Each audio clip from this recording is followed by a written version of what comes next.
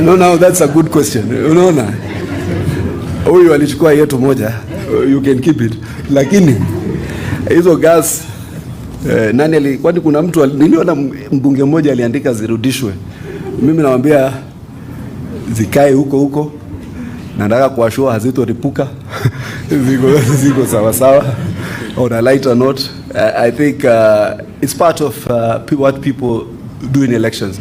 Election also, hata nyinyi hapa watu ya media, wengine wenu sahii ni consultants. Election presents different opportunities for different people.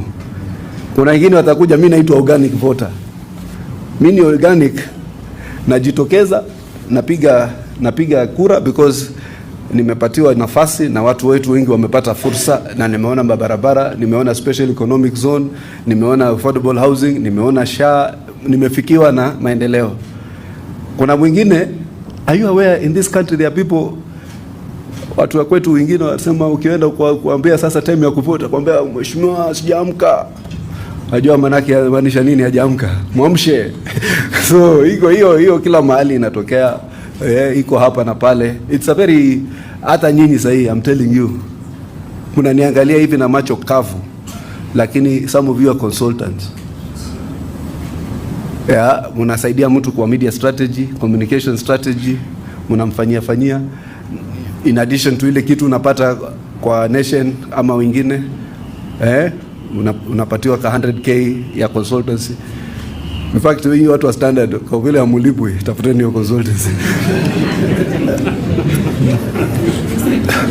So, unaweza pata consultancy.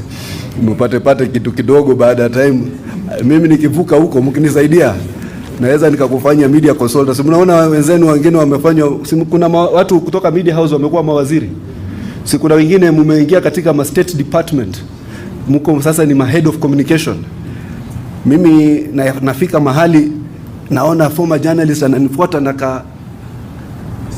kasimu, kumbe anachukua content ya mimi kuingia kwa hiyo ofisi kama Al Capone papa, alafu namuona jioni ananiletea ka video.